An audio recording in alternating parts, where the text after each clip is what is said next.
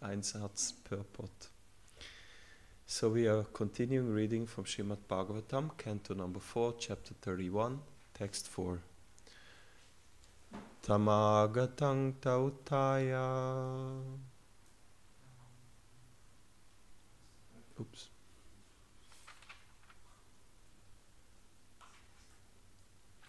Gut. Okay. Yadadishtang Bhagavata. Yadadishtang Bhagavata. Shivena doksha chena cha.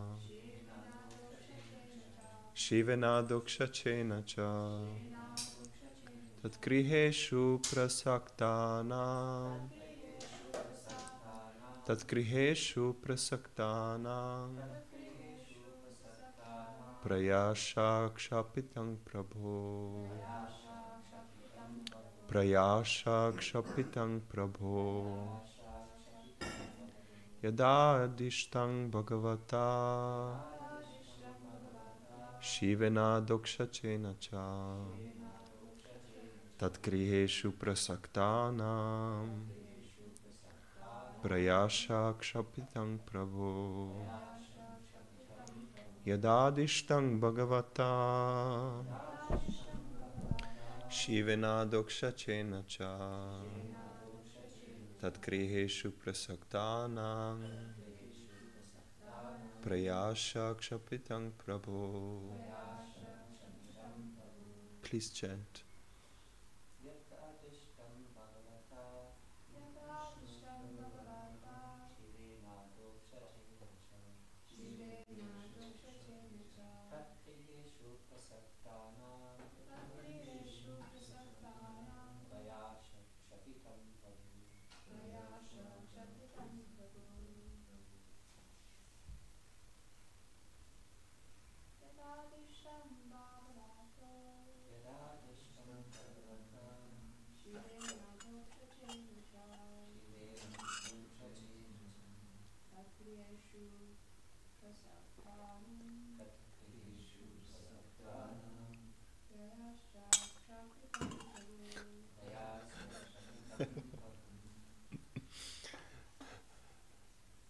Ist Haneburger, oder?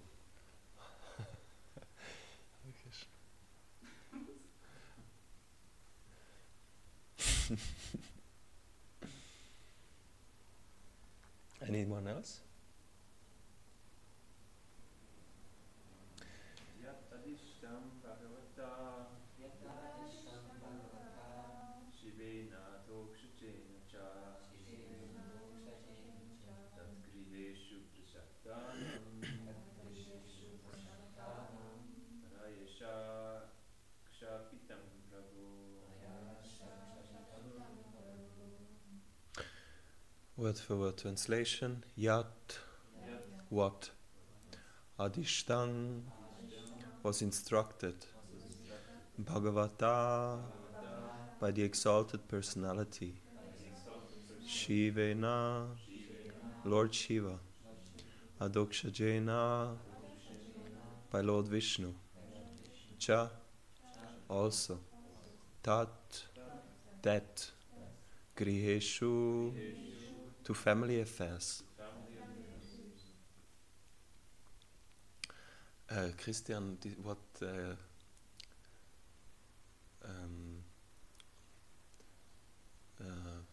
what's the name of this fall. How you say in English? The declension. Yeah, what's the declension here? In which verb? Griheshu. This is Saptami Vibha. Means locative. Locative. In household life. Oh, really? Yes. Then in the translation it's two family affairs. Griheshu should be locative. Locative. In family affairs. In household life. In household life. Okay. Sometimes it's good not to know too much. Prasaktanam. By us who were too much attached. Prayashaha. Almost. Kshapitam. Forgotten. Prabho. O Master. Translation by Srila Prabhupada. O Master, may we inform you that because of our being overly attached to family affairs, we almost forgot the instructions we received from Lord Shiva and Lord Vishnu. Purport. Remaining in family life is a kind of concession for sense enjoyment. One should know that sense enjoyment is not required, but one has to accept sense enjoyment in as much as one has to live. As confirmed in Srimad Bhagavatam 1.2.10, Kamasya Nindriya Priti. One has to become a Goswami and control his senses. One should not simply use his senses for sense gratification. Rather, the senses should be employed just as much as required for maintaining body and soul together. Srila Rupa Goswami recommends Anasaktasya Vishayan Yatarham Upayunjataha.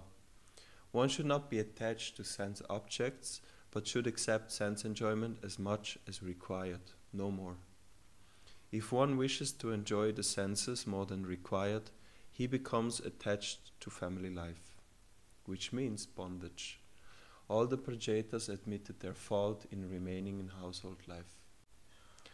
Om Agyana Timirandhasya Gyananjana Shalakaya Chakshurun Militam Yena Tasmai Shri Gurave Namaha Shri Chaitanya Manobishtam Stapitang Yena Bhutale Swayang Rupa Kadamayam Dadati Swapadantikam Vandehang Shri Guru Shri Utapada Kamalam Shri Gurun Vaishnavangscha Sri Rupam Sagrajatam Sahagana Raghunatang Vidang Tvang Sajivam Sadvaitang Savadutang Parijana Sahitam Shri Krishna Chaitanya Devam Shri Radha Krishna Padan Sahagana Lalita Shri Vishakhan Vitangscha He Krishna Karuna Sindhu Dinabandhu Jagatpate Gopesha Gopika Kanta Radha Kanta Namostute Tapta Kanchana Gaurangi Radhe Vrindavaneshwari Vrishabhanu Sute Devi Pranamami Hari Priye Vanchakalpa Tarubhyascha Kripa Sindhubhevacha Patitanam Pavanebhyo Vaishnavebhyo Namo Namaha Jai Sri Krishna Chaitanya Prabhu Nityananda Sri Advaita Gadadhar Shivasadi Gaura Bhaktavrinda Hare Krishna Krishna Krishna Hare Hare Hare Rama Rama Rama Hare Hare.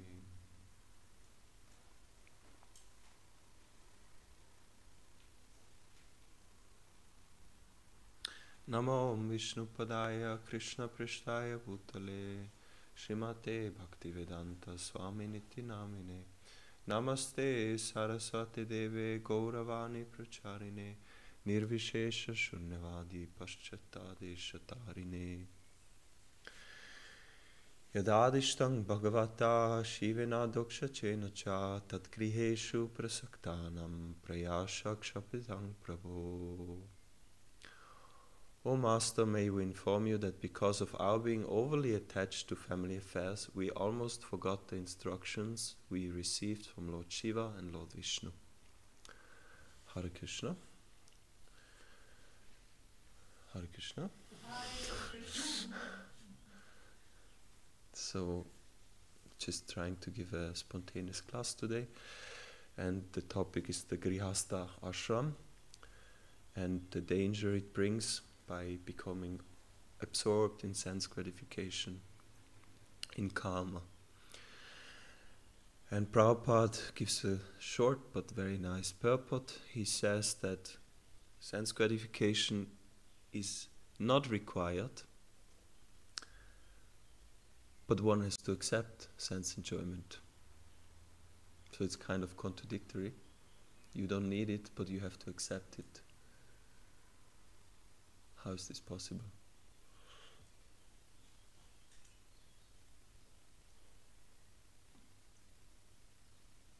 Why do we have to accept it when it's not required?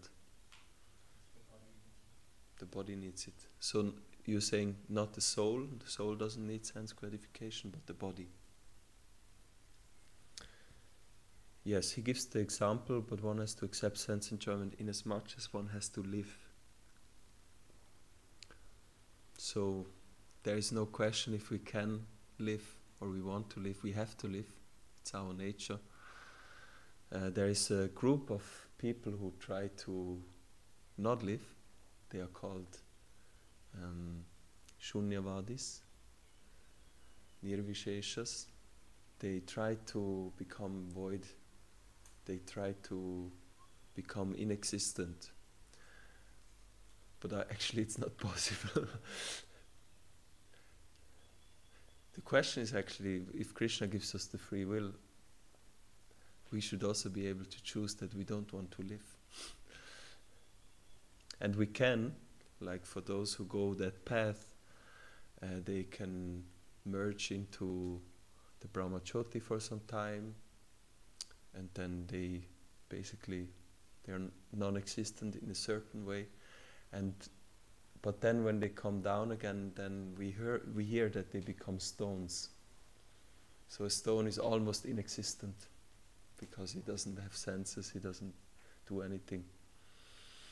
So Krishna cannot really fulfill that desire completely, like forever, but at least for some time. And that also makes sense because it's not the desire of the soul, it's the desire of the conditioned nature that we don't want to live.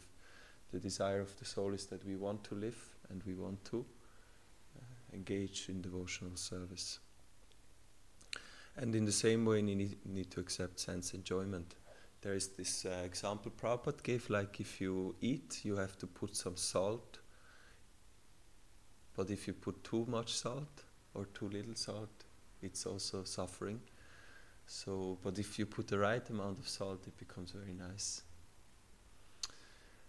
And so sense gratification is like salt, not too much, not too little, and then life is very nice.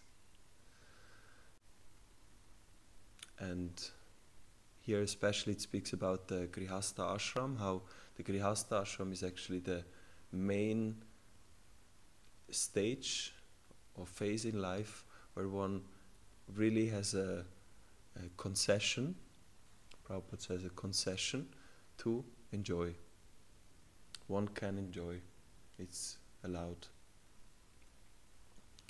Of course, Prabhupada once said that even sex life in family life is criminal. No, he said that in a way that, of course, it's according to Dharma, but actually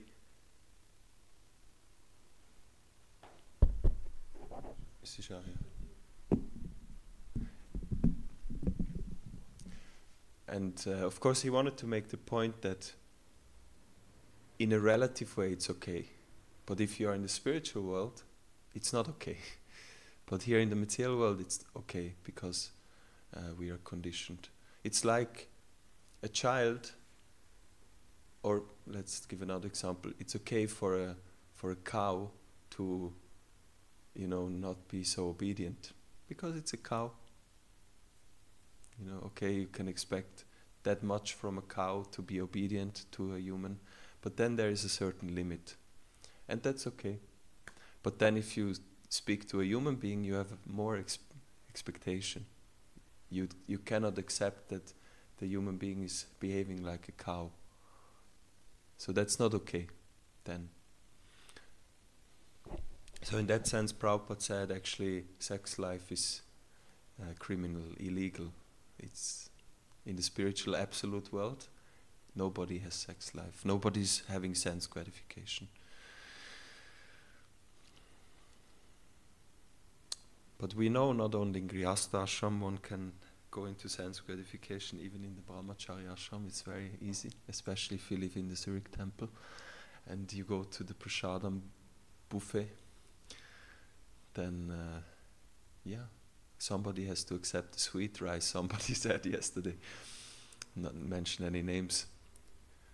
Somebody has to accept the sweet rice, and he took all of it. Yeah, somebody has to do a sacrifice.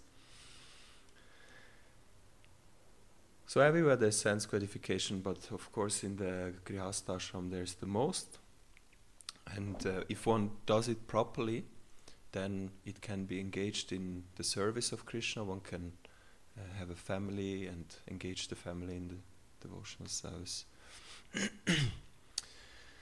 But, Prabhupada, that's the point which comes out here, there's a great risk that if one goes into the Grihastha ashram, that he becomes attached. And by this attachment he forgets about the actual purpose of life. And that is also kind of natural, no? That if you're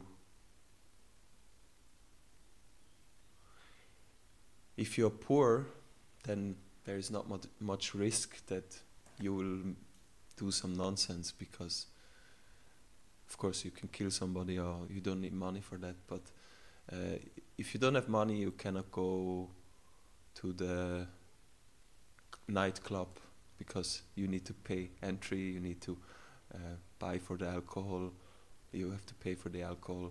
So if you don't have money, then there is basically very low risk for nonsense. But as soon as you get some money, then there is more risk, because now you have all the options in front of you and you actually have the capacity, the ability to engage in it. And in the same way, if one is in the Brahmacharya ashram and properly conducts himself or herself, or in the sannyasa ashram, in the vanaprastha ashram, then there's less risk, because it's like you don't have money. You're limited what you can do. But if you're in the Grihastha ashram, you basically have all the money. You have all the arrangements around you. You might have a wife, you have some house, you have a car, you have a bank account with a lot of money on it. You are in society, I mean you have a lot of connections. So then there's a risk that by being close to these things that you actually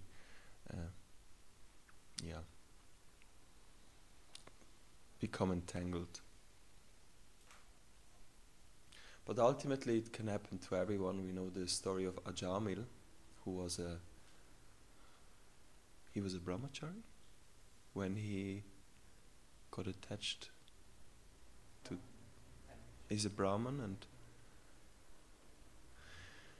in any case he was kind of protected. No, as a Brahmin you're protected, but it just needed one instance where he happened to pass in public and he saw a Shudra and the Shudrani being intimate. So just one moment, and he got such a strong desire for that kind of relationship that he fell down.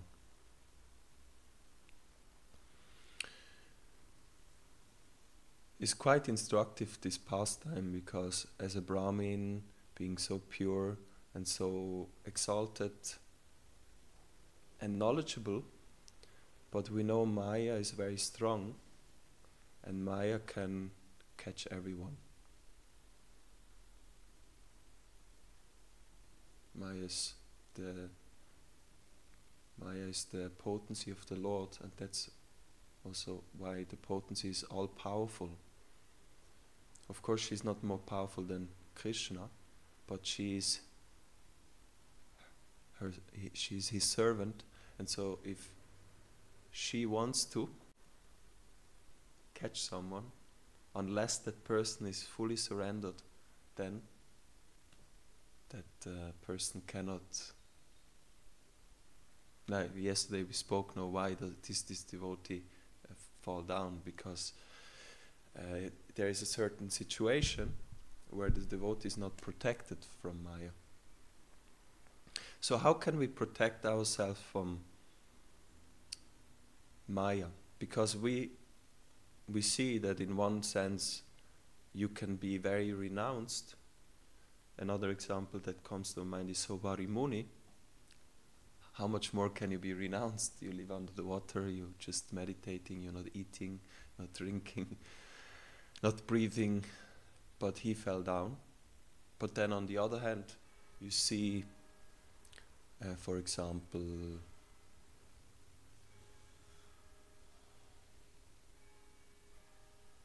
let's say, Yudhishthira Maharaj, who had the whole kingdom, who had so much wealth, wives, all what a human being desires, but he, at the same time, he was not in Maya.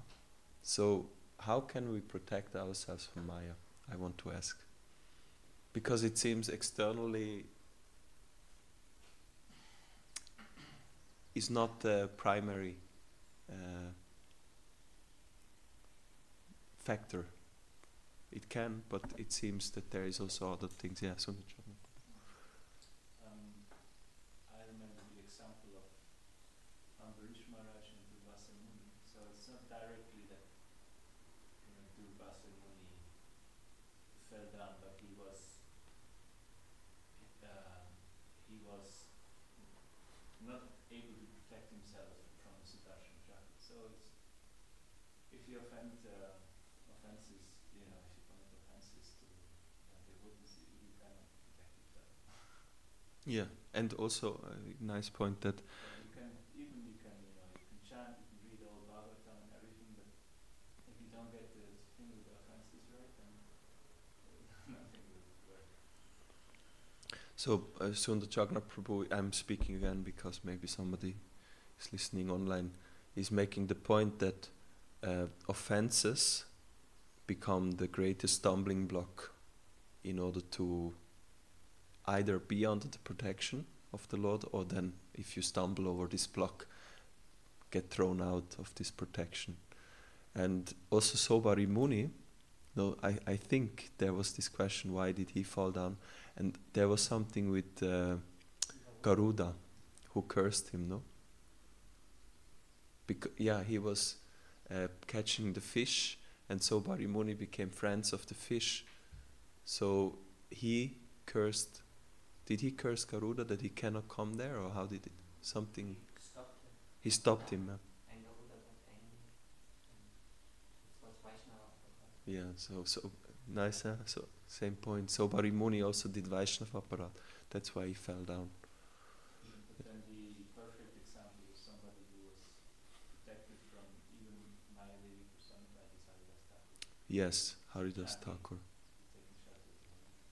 Then the other example is Haridas Thakur, who, even though being so exposed to Maya Devi personally, came in a enticing female form, and she offered herself to him. Can you imagine what kind of form that must be? Like sometimes, it happens, we go out, or even in the temple, we see somebody very handsome or beautiful, and it's like the senses automatically, like a magnet. It's like that.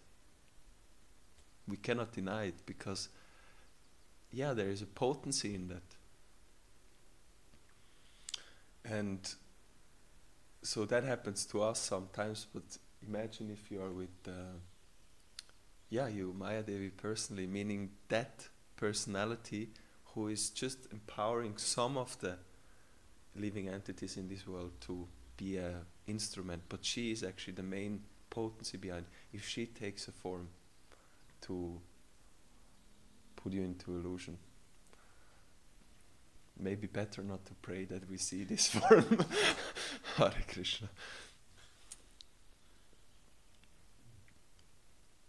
So, yeah, Haridas Thakur, he was steadfast because he was constantly chanting, and by constantly chanting he was not for a moment disassociated with the Lord, and by being always with the Lord he was protected.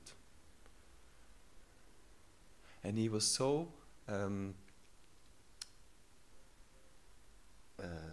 what's the word? He was so sober and kind of noble that he didn't say to that. It happened actually twice, once with Maya Devi and another time with the prostitute which was sent. And I'm not sure if in both cases, but he said, yeah, of course I will fulfill your desires. Please sit down. I will just finish my rounds. And after, when I'm done, then we can enjoy. Such a Vaishnava. He didn't say, oh, go away, Maya, you're in Maya. No, he said, please, I will do everything you want from me. And so, nice example. There's actually a story where I think Damodar Krishna was in hospital, and the nurse came in and he said, oh Maya, go away. He said, how do you know my name is Maya? Really? Really? Yeah. Damodar Krishna much said, Maya. Yeah. Okay. You're Maya, go away. Really? Hare Krishna. I don't have the reference.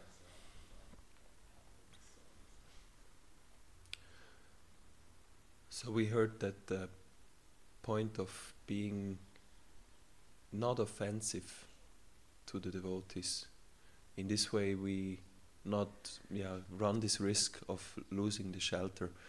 And does anyone else have some ideas how we can be protected from this Maya, which, Maybe during the morning program, which you're part of. okay, that I find is a very pragmatic and practical thing. Let's do the morning program. Why is it so important? Because we have association with the 5 most powerful ways to practice bhakti. So in this program, Sri Prabhupada conducted just for us to get the best benefit we can get in doing devotional service. So it's probably the most powerful way for us. Mm-hmm. Yeah, this Panchanga Bhakti, these 5 most potent forms, they are included in the morning program. So by doing that, we are we become energized with Bhakti Shakti. Mm-hmm. I would also say because we are protected by the internal potency, and the spiritual master is actually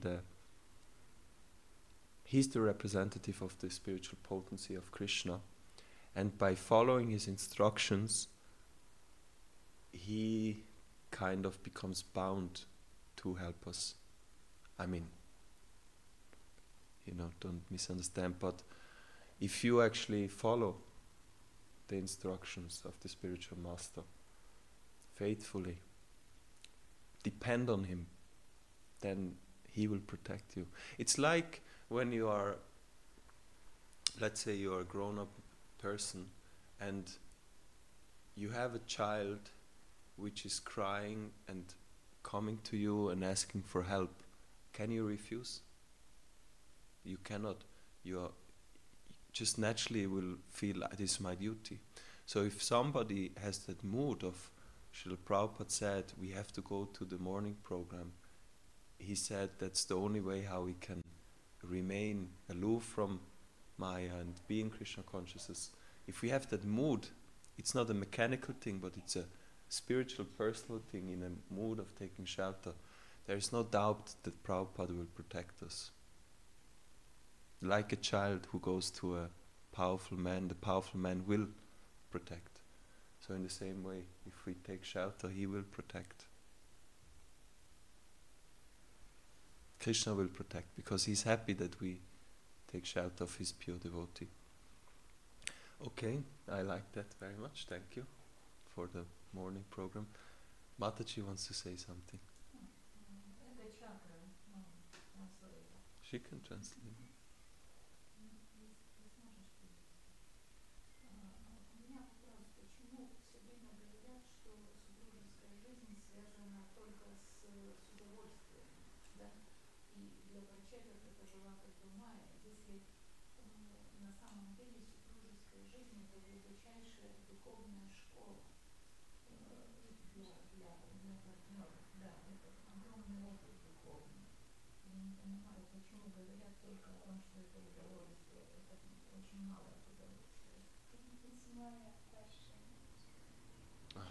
Maybe after? You know the question? You can. Yeah, so some other ideas how we can protect ourselves from Maya? Christian, what do the Shastras say? So we had just yesterday, because Eka Chakra asked me to give this class about Vaishnava etiquette. And one important point came up that by practicing Vaishnava etiquette, we actually always put ourselves in a position where we are not offending others. Yes. And we always act in a way that others give us mercy, because we are always pleasing to others. Nice. So I think this is Yeah. actually why Vaishnava etiquette is so important. I like that, because I was thinking, Sundar Chagna Prabhu said, no, we shouldn't commit offense. Then the next thought will be, how can we prevent offenses? And yeah, Vaishnava etiquette, if you strictly follow that, then again you're kind of taking shelter of that arrangement, even though sometimes you're not feeling maybe, but by doing it, just you do it, you will be protected by the Lord. And you always get blessings from others, because you are pleasing to others.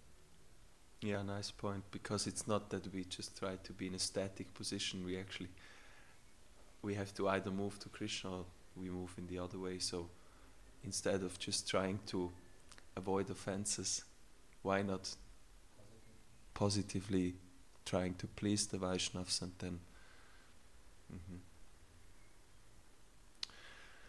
what comes to my mind is you all have heard of this story how Srila Prabhupada once was praying in front of the deities, I think in London, and he was crying, and somebody then was wondering what is Srila Prabhupada praying, and then they asked him, and he said, I was praying to Krishna that he protects me from Maya.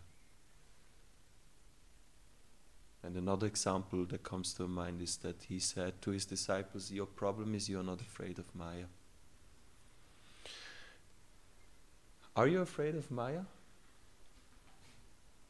This morning comes a short video on Wikipedia about this thing with Prabhupada. Please play it, yeah.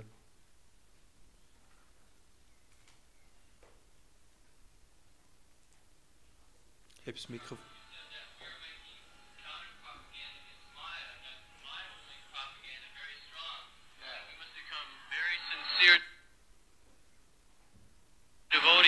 Unless we are very sincere, we cannot cope with Maya. That is not possible.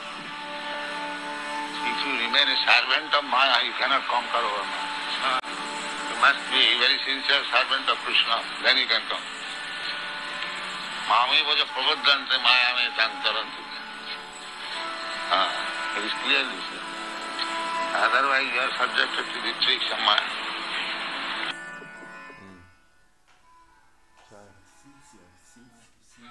Sincere.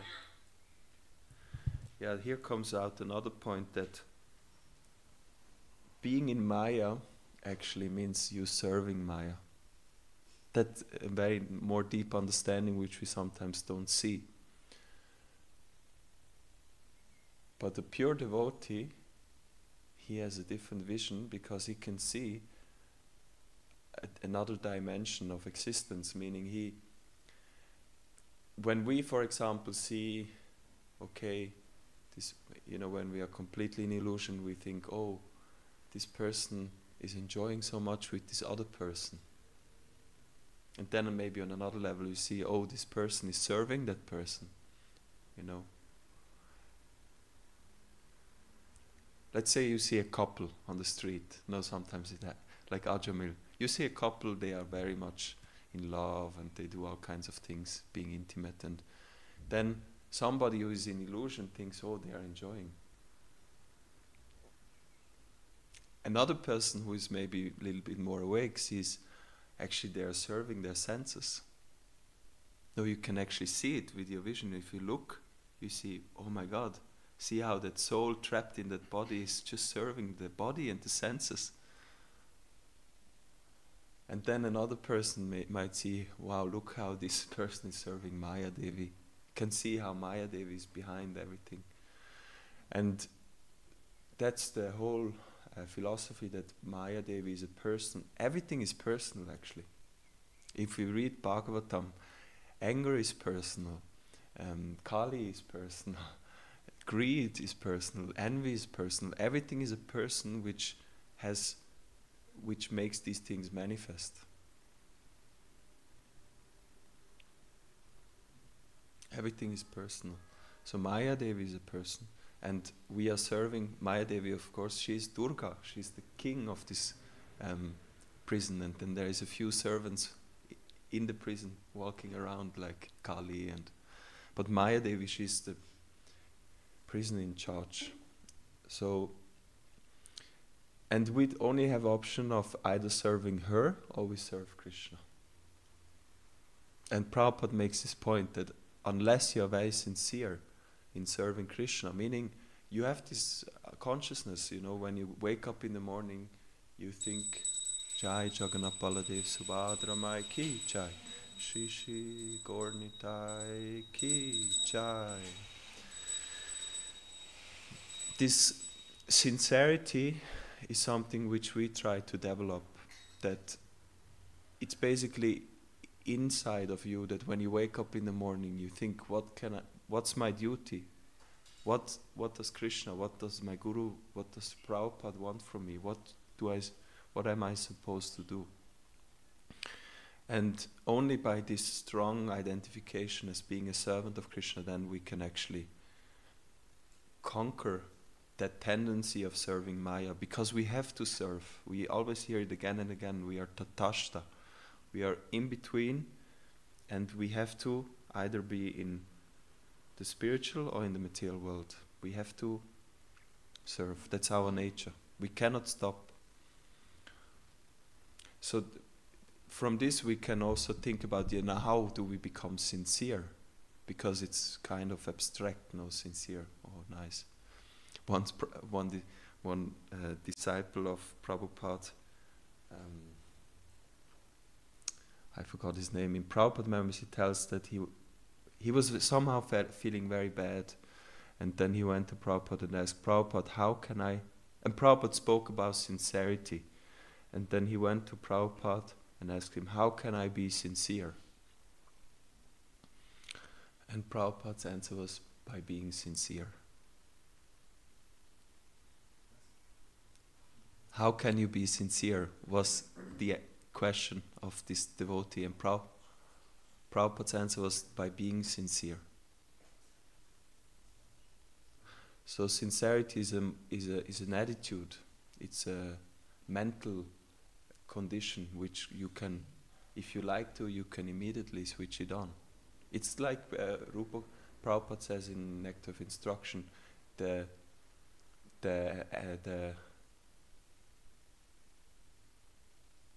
progress and advancement in Krishna consciousness depends on the attitude. What is attitude? It's a very subtle thing. You just have to change your approach, your mindset. And sometimes we can run around the whole day, but if the attitude is not so nice, then it's a problem. It's the attitude, it's not what we do primarily, it's the attitude behind. It's the sincerity. And then this disciple said, And later on, like a few days later, there was a meeting.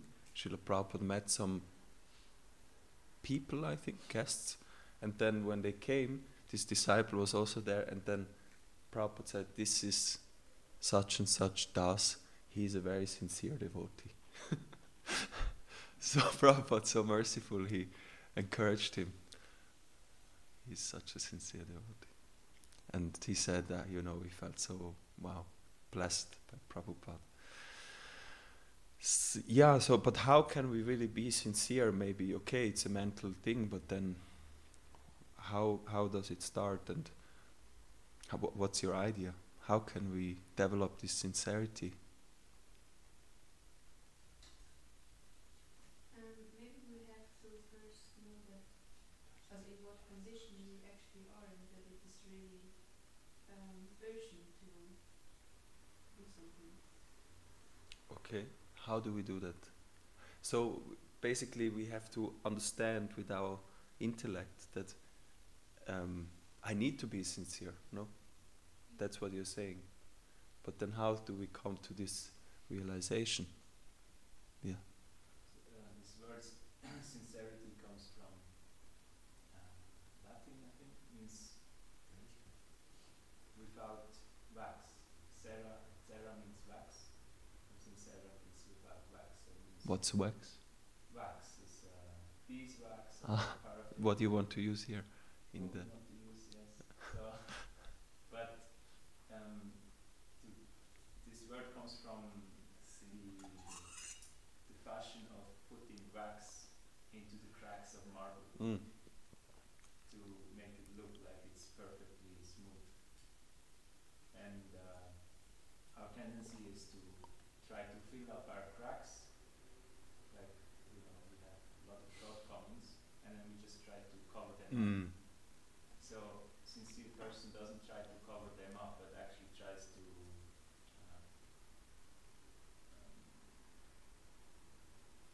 address Yeah. the faults. And the first step to do that is to be introspective, because most of the time we're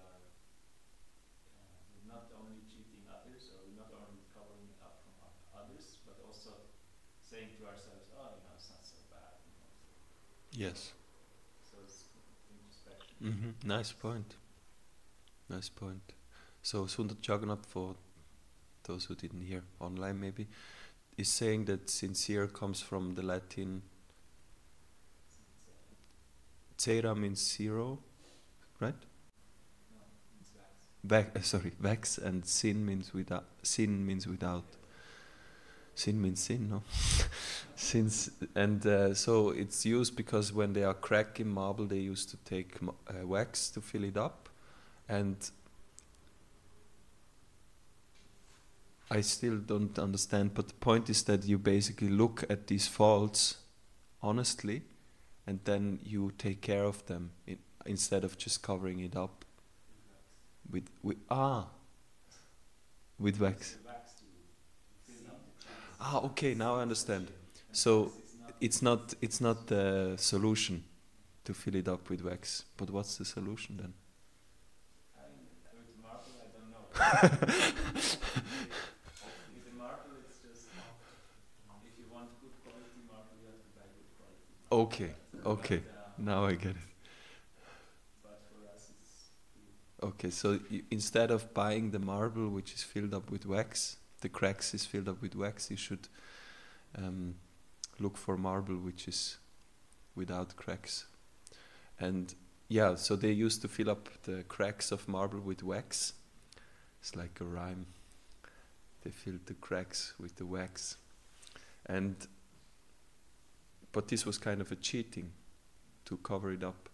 And so sincere means, in a deep way, that we really are truthful about ourselves, our situation, and then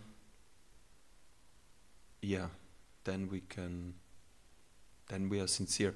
And I remember His Holiness Swami Bhagavan Keshav Maharaj, he makes this point that if you want to come close to the Vaishnavas, now we're coming back to this point, how not to make Vaishnava Aparad, to get the blessings of the Vaishnavas. And he said, if you want to come close to a Vaishnav, you have to speak what's in your heart. Then you will have actually a heart-to-heart exchange. But if you just speak something which is in here, or wherever else, then it's not going to be so sincere. And I guess we all have this experience that if we go to a Vaishnav sincerely, like sometimes when we struggle, we say, Maharaj, this is my situation. And they often, you see, they become very merciful, just seeing you are sincere, you showing your cracks. You're not putting the wax over it. Yeah, but I guess to come to this point, and I like this, just try to put it together. What comes to my mind when Yamuna Mataji said, we have to come to the understanding that we need to be sincere, and then we have to be honest, we have to be real. I feel it happens by hearing. If we get confronted with the spiritual reality, then it's like a mirror.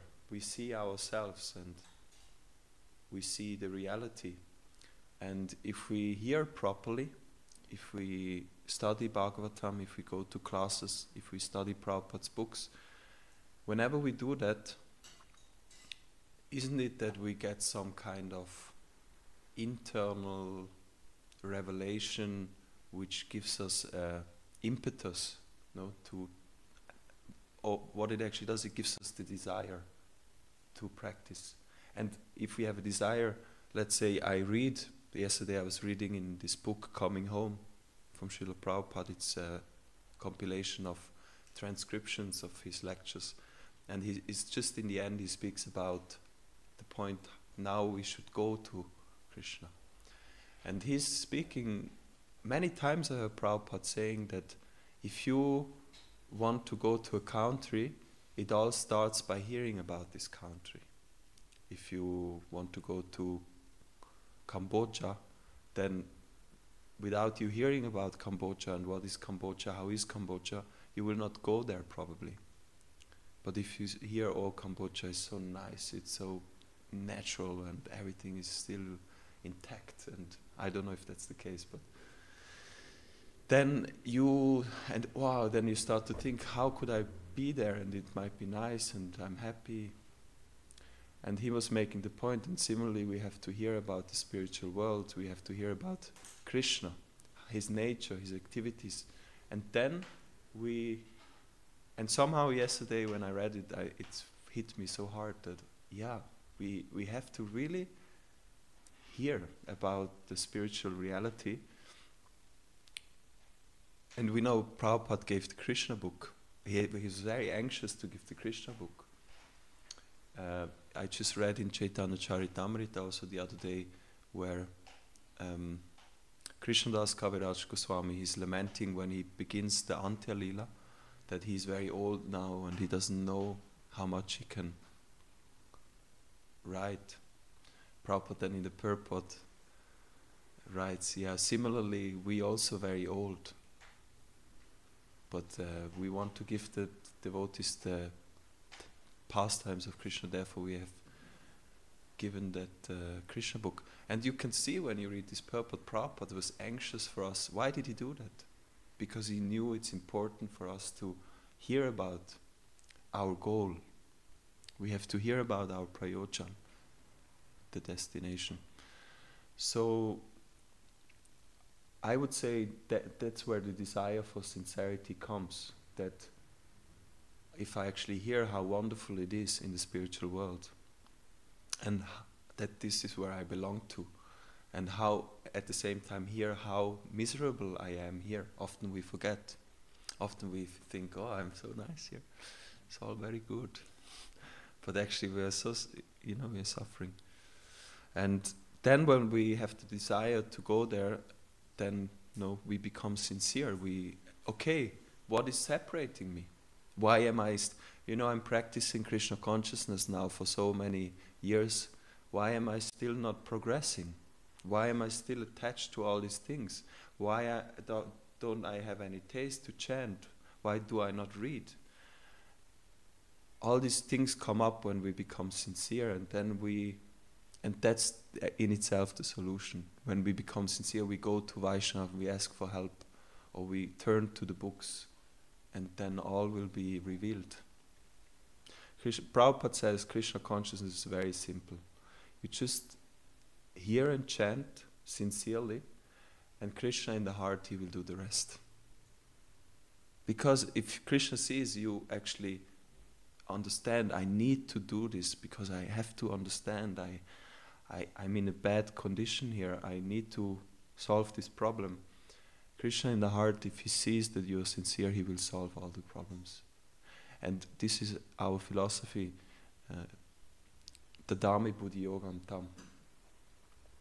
How do we go to the spiritual world? It's not that Krishna is doing it for us. He's giving us the way how to go there. Dadami Buddhi Yogam Tam Yena Mamupayantite. He will give us the understanding, and then we can go. That's the scientific way how it works. And we then make decisions based on this knowledge. He gives us this clarity. Okay, now I should do this, now I should do that. But he's always giving the responsibility to us. He's saying to Arjuna, he will not do his duty. You have to do it. You go, take your bow and arrow, and you fight. And I will take care of everything, but you have to do it. So, yeah, I think nice. We had some good points coming up, and if maybe somebody asked, we had a question. I forgot that. So, Mataji's asking about, she doesn't understand why they're saying that Grihastha life is only for enjoyment. Only for enjoyment? Yes, but she thinks it's more actually for spiritual advancement. It's like a school for spiritual advancement. She doesn't understand why everyone's so much just enjoying. Yeah, it is an ashram. Ashram means it's for spiritual advancement. That's true. But the risk is there that you become a grihamedi. As a brahmachari, as a sannyasi, as a vanaprastha, you can also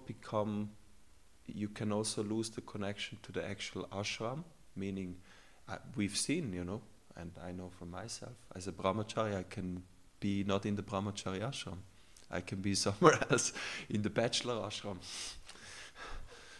You know the bachelor ashram? You're free to do whatever you like.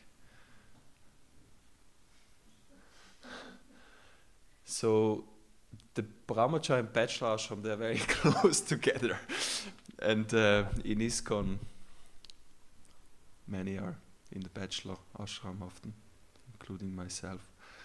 So basically, if you do it properly, then it's helping, and if you don't do it properly, but because Grihastha, you have all the facilities around you, the risk is greater. As a brahmachari, okay, how much can you do as a bachelor living in the temple? You can do some nonsense, but as a Grihastha, you can do more, usually, because you have so much opportunity.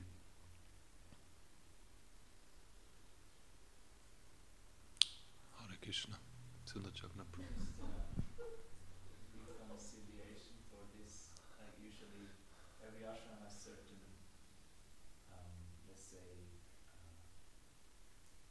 certain privileges, and then there's also certain duties to counteract or to balance. So in the Grihastha ashram, usually there's a lot of emphasis on giving charity, because if you have this, you're getting a lot of money. The only way to not become attached to this is if you engage that in service. If you give charity, you become actually detached. Yeah. And this works. Yes. Yeah, do you have this? Krishna, if you do it properly, means you do the proper activities. And one example is because as a Grihastha you have money, you have to give charity. That's in the Vedic culture, as a Grihastha you have to give charity.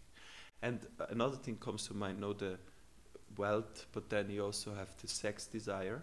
And we know how it is purified. Okay, you have sex, you get children, and by going through that, at one point you will be free of sex desire. Because you see the whole cycle behind it. You see, oh, now, okay, I want this, then I have to take care of a wife, or I have to take care of a husband, now I have to take care of children, and the children in the beginning are very nice, but then all of a sudden they're not so nice, and then you go through that, and then at one point you... And how does it work? Krishna in the heart is doing it. Because he's seeing you doing it sincerely, then he will give you the realization that this will not make you happy. But the problem is, if you don't do it properly, Krishna will not give you the realization, and you will again have the desire. You're carrying the desire with you in the heart. And you will try to, again, get happy by doing the same thing, either in this or in the next life.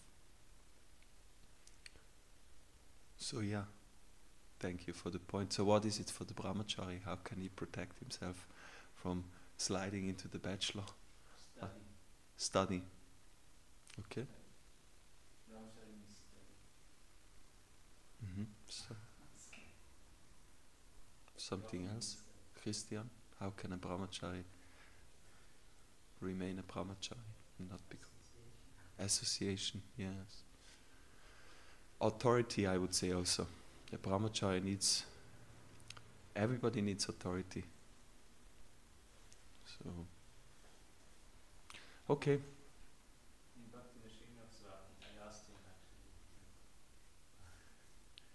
what keeps him inspired in the renounced life. Yes. And he said one thing is he learned, from his past life also, like his upbringing and stuff. He learned to survive. Like they have this system that the young men, they have to go to the forest for a few weeks and just survive.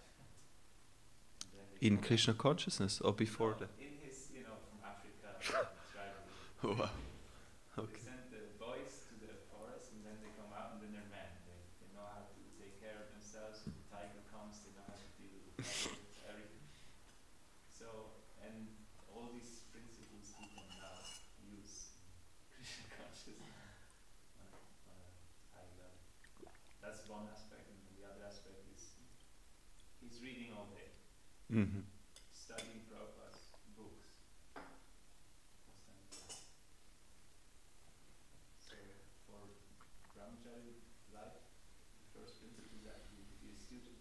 Yes. So he needs to learn all constantly. And sannyasi is supposed to be very learned.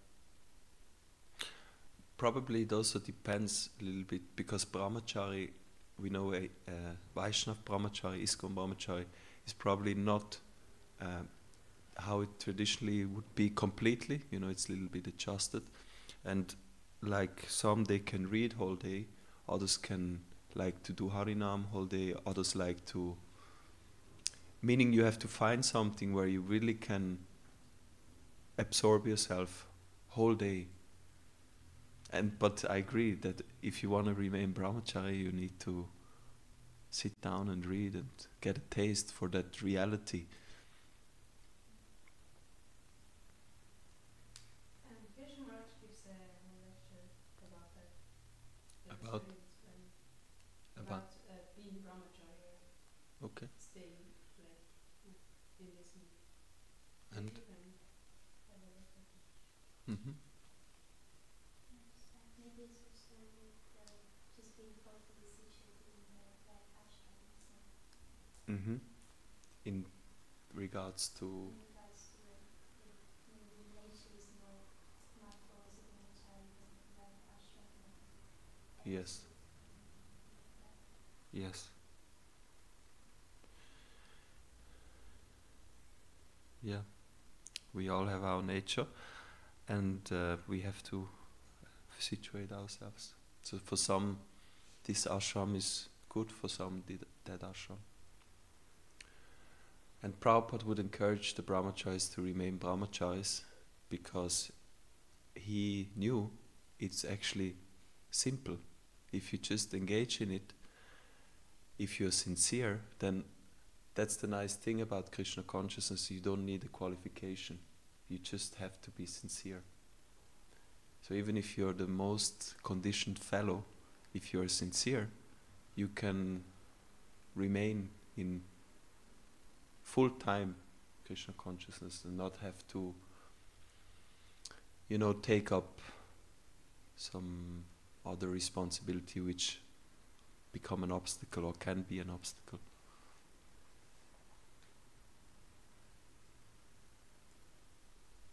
No, I was always so surprised when Prabhupada said, I want all my brahmacharis to remain brahmacharis. I always thought this kind of, yeah. Then he said all the ladies should get married.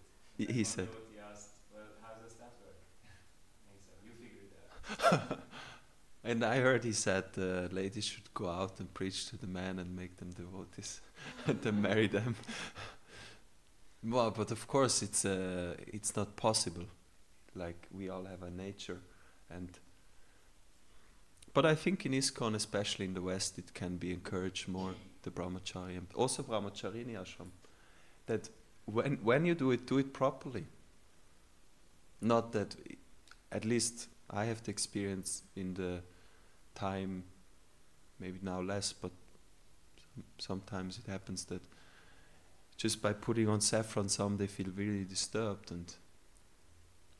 But when we see the connection, if you're a good brahmacharini, you will be a good grihasta. If you're a good grihasta, you're a good vanaprastha. But if you're not a brahmachari, not a good brahmachari, you will not be a good grihasta. If you're not a good brahmacharini, you will not be a good grihasta. Yes. This makes sense, but isn't it that the Prachetas were practicing like brahmachari life for 10,000 years? And then I didn't hear the whole story, of course, but and they were praying these prayers of Shiva, and Shiva said whoever prays this. You're saying they are good brahmacharis, why they were not good grihastas? Yeah. They are good grihastas. How it comes there. Why they are not good grihastas? Are they just A Vaishnav is always humble, but actually they are not. The Vaishnav is always humble. That's his nature. Meaning, even though they are saying, actually we are so attached, actually we forgot. But a Vaishnav is. They did everything proper, no? And of course, externally it might look like that somebody has to remind them, but this is all under Krishna's plan. That isn't it? They are just humble devotees, yeah.